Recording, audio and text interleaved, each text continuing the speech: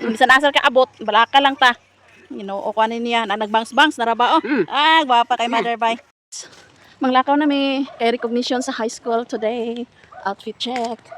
Ako ang estudyante. Init kay sa ngatanan. Gwapa paron. Di pa mahuman ang kuan. Recognition na murag mga amo. On behalf of faculty and staff headed by our school principal, Sir Vicar and Reggie Mayaki, Secretary and Omamarin, we welcome you to the 8th recognition.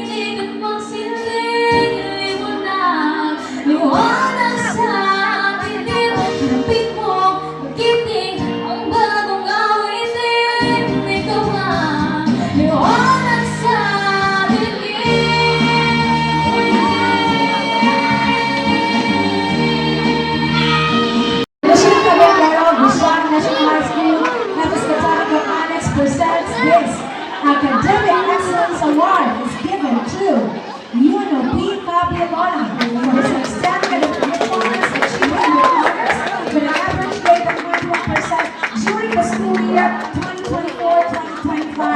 Given this 10th grade of April 2025 at Busan National High School FS Mechanical Annex and signed by advisor, highest admirer, assistant to the principal, UNOP, Edwin Holland, and our school principal by Reggie Mayaki, and also giving the certificate of recognition to UNOP Capialona as Pino.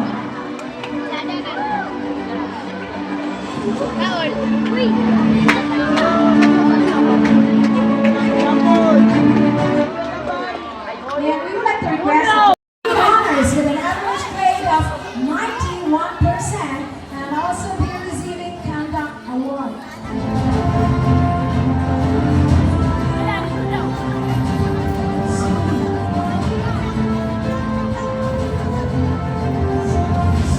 Congratulations, Julie.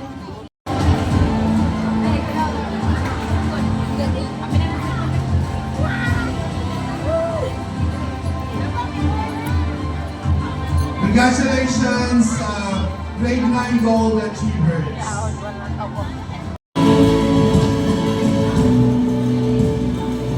Angelica N. Atlao with honors. Luella Hart D. Linares with honors. J.R. A. Mamorno with honors.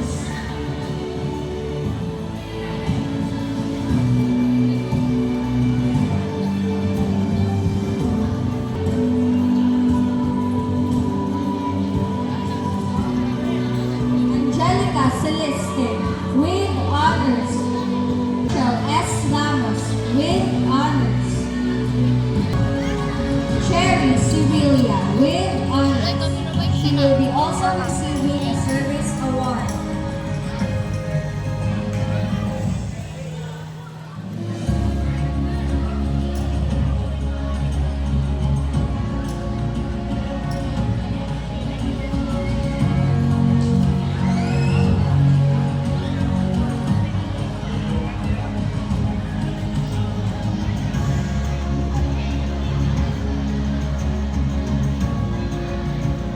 Janford Ayan D. Soperales with honors.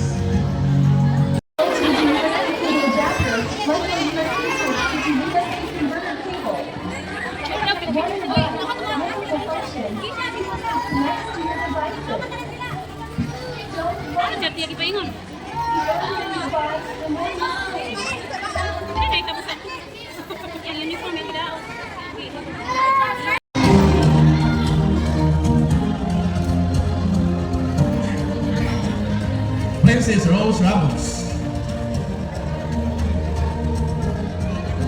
Princess Kyle V. Pimentel.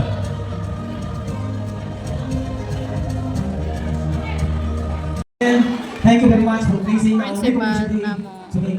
No, indeed, we are very much happy because naabot na ginato ang katapusang adlaw o katapusang bulan sa tuig school year 2024-2025. O kanya sa kasulti ni Kapang, iyan hindi panakamutan ang papalikon sa edukasyon sa ating barangay. Tungkol kaya nakita na edukasyon mao'y isa kadakong solusyon na makasumpad sa atong mga issues and concern diri sa atong barangay.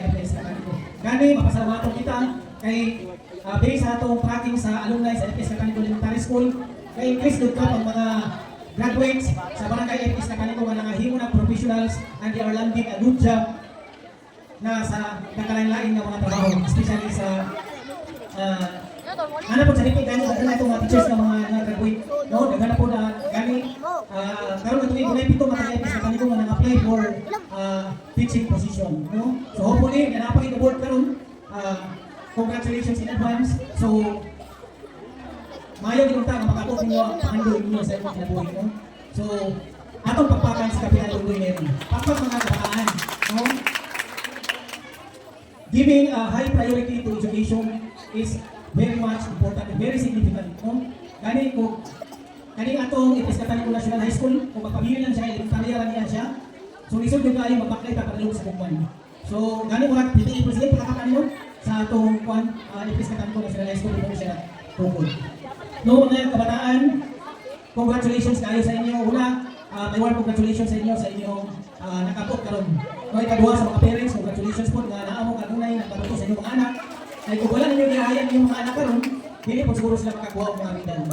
Ikatulo, congratulations po sa atong mga teaching force sa FS Kakaniko National High School. Kay kung wala po sila, dili po nato makatunan na haay nato mapunan karon nato medal. No, mga bata, tulungan ka punto ang akong ihatag kaninyo karon as an inspiration. Number one, ang determination mga bata. No, dapat kamo karon nakakuha ng mga award, pero kung wala mo determination sa inyong kaugalingon, kanang gitawag og lakas ng loob, no? Nga dali ra kayo mo mga tumba, dali ra kayo mo ma-discourage sa mga gagmay nga mga problema, o dako nga mga problema dali ka ma-discourage.